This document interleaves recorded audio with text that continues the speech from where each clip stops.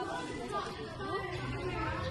saya akan mengenai seorang guru Ibu, apakah yang bisa Ibu tanyakan tentang kurikulum merdeka?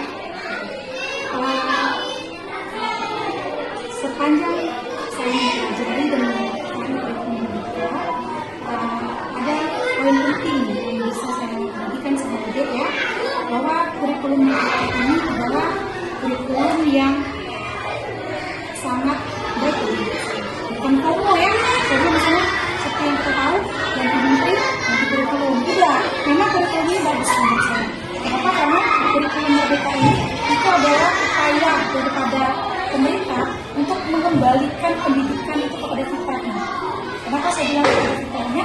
Di mana guru itu menjadi lebih fleksibel dalam memilih metode, media, merancang strategi pembelajaran yang paling sesuai dengan kebutuhan, minat, gaya belajar, dan karakter siswa.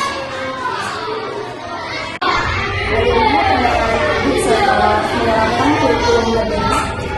Oke, pandangan saya terhadap kurikulum merdeka itu mampu membuat kelas menjadi lebih hidup. Kenapa?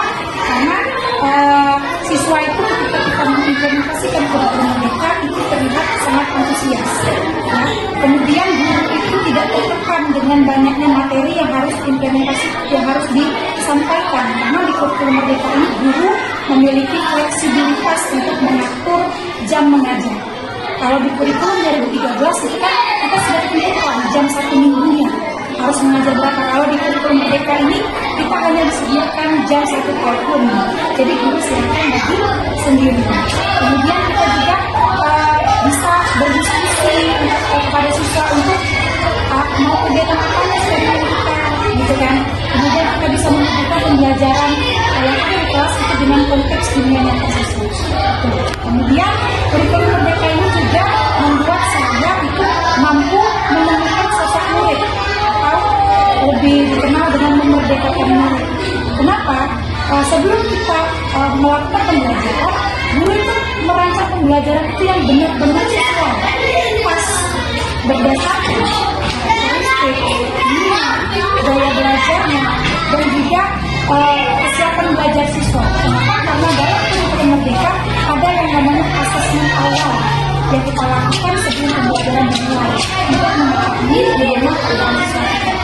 Kemudian pandangan saya kurikulum merdeka ini kita bahwa guru itu harus menjadi guru pembelajar. Di mana guru pembelajar artinya kita harus belajar tentang ayat. Ketika kita menjadi guru, selama itu juga kita harus mengupdate skill kemampuan kita untuk menjadi guru yang berprestasi. mendasar apa yang Ibu rasakan antara kurikulum sebelumnya dengan kurikulum merdeka? Perbedaan yang mendasar menurut saya itu ada beberapa aspek gitu ya.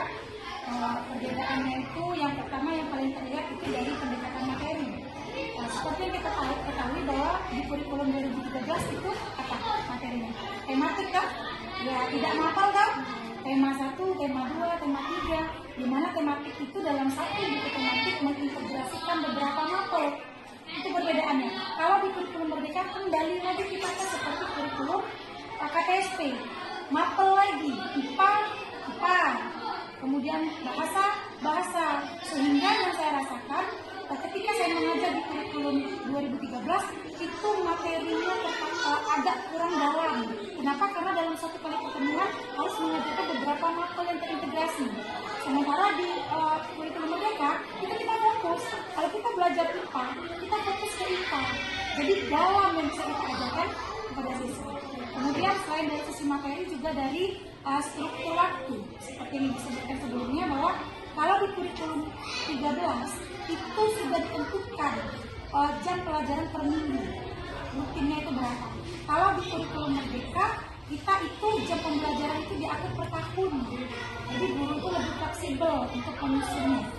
Kemudian dari segi penilaian, kalau pada kurikulum 13 itu kita fokus pada nilai dan angka penuntasan materi di akhir bab.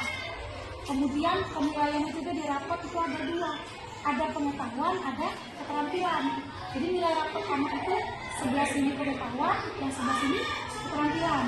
Nah, kalau di kurikulum Merdeka itu tidak, nilainya satu saja, ya, pengetahuan saja. Namun prosesnya juga dinilai. Kalau di kurikulum Merdeka tidak hanya nilai akhir, tetapi juga proses siswa belajarnya, di mana dia di kelas itu ada asesmen as learning, for learning, dan off learning dalam kurikulum Merdeka. Jadi penilaiannya itu holistik. Kemudian karakter siswa kalau di K13 itu terintegrasi dalam mata pelajaran, ada yang namanya KI1, ada yang namanya KI2. Kalau di dalam kurikulum Merdeka itu ada wadah khusus, yaitu namanya P5, Proyek Penguatan Praktek Pelajar.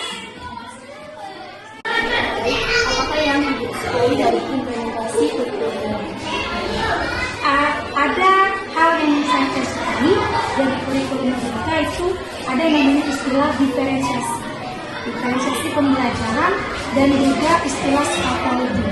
Nah, kalau diferensiasi pembelajaran itu adalah di mana kita mengajar itu menyesuaikan dengan kondisi siswa kita yang sudah kita ketahui di asesmen awal.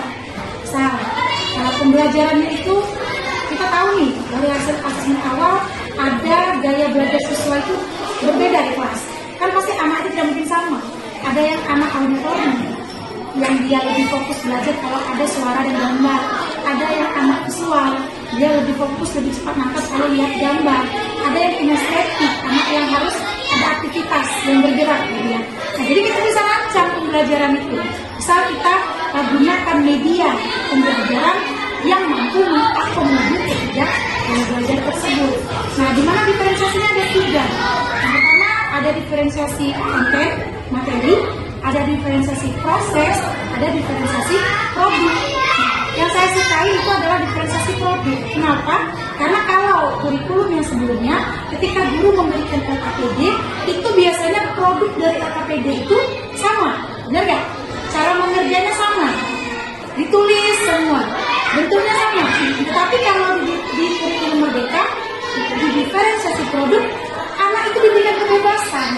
Bisa mereka suka menggambar, maka LKPD boleh mereka jawab dengan menggambar.